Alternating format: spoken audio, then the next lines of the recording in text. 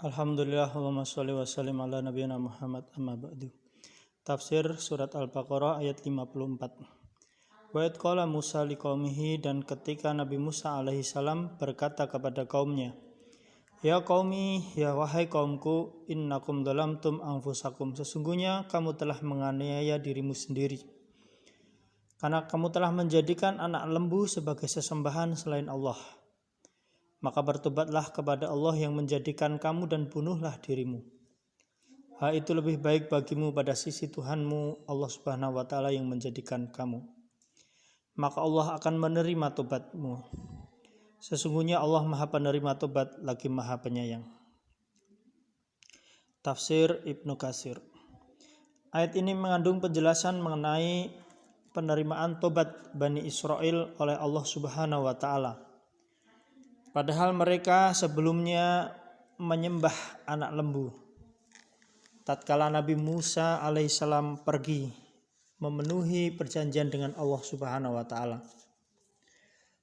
mereka merasa telah melakukan kejahatan yang besar, yaitu mereka telah menyekutukan Allah. Mereka telah tersesat.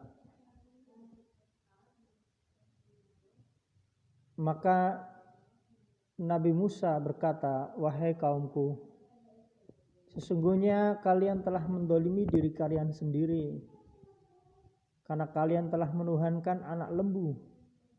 Kalian telah berbuat kesyirikan dengan menyembah anak lembu. Maka bertobatlah kalian kepada Allah.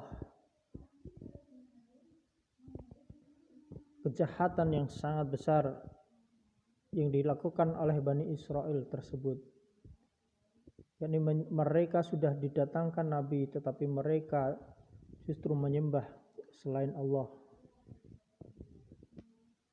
Maka Nabi Musa memerintahkan mereka untuk bertobat kepada Allah yang telah menciptakan mereka. Maka telah diriwayatkan oleh Imam An-Nasa'i bahwasannya sesungguhnya cara bertobat Bani Israel yaitu seorang membunuh orang yang dijumpainya, baik ayahnya maupun anaknya, dengan pedang, sehingga tidak dipedulikan siapa yang membunuh.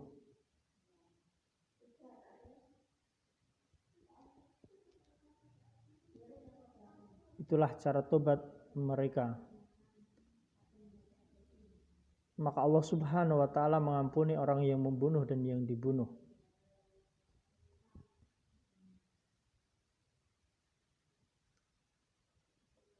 Allah Subhanahu wa Ta'ala memerintahkan mereka Bani Israel bertobat dengan membunuh. Maka bunuhlah dirimu. Maka akhirnya Bani Israel menyerang sebagian dengan yang lain dengan pisau yang besar. Sebagian manusia membunuh sebagian yang lain, sehingga seseorang tidak berbelas kasihan kepada yang dekat maupun jauh. Hal ini terus terjadi hingga Nabi Musa menyingsingkan bajunya dan mereka melemparkan mayat yang ada di hadapannya, sehingga jumlah korban saat itu berjumlah 70.000 orang. Maka Allah Subhanahu wa Ta'ala akhirnya menurunkan wahyu kepada Nabi Musa alaihissalam, cukup bagiku, sesungguhnya aku memandang cukup. Inilah bagaimana bentuk tobat Bani Israel yang sangat berat. Mereka bertobat dengan saling membunuh satu dengan yang lain, dan akhirnya Allah mengampuni tobat mereka.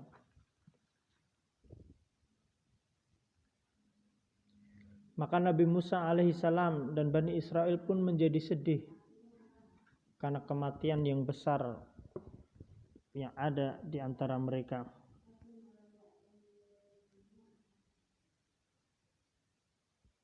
Maka Nabi Musa ditanya oleh Allah, apa yang membuatmu sedih? Adapun Bani Israel yang telah terbunuh, sebenarnya mereka hidup di sisiku dan mendapatkan rezeki. Adapun yang masih hidup, mereka telah kuterima tobatnya. maka mendengar kabar gembira dari Allah Subhanahu wa taala tersebut, bergembiralah Nabi Musa alaihissalam dan Bani Israel dengan turunnya wahyu tersebut. Maka Allah menerima tobat kalian, sesungguhnya Allah penerima tobat lagi Maha Penyayang.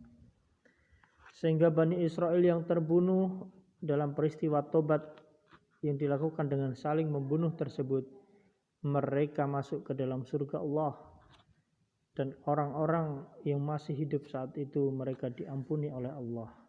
Allahumma sholli wa sallim ala nabiyina Muhammad.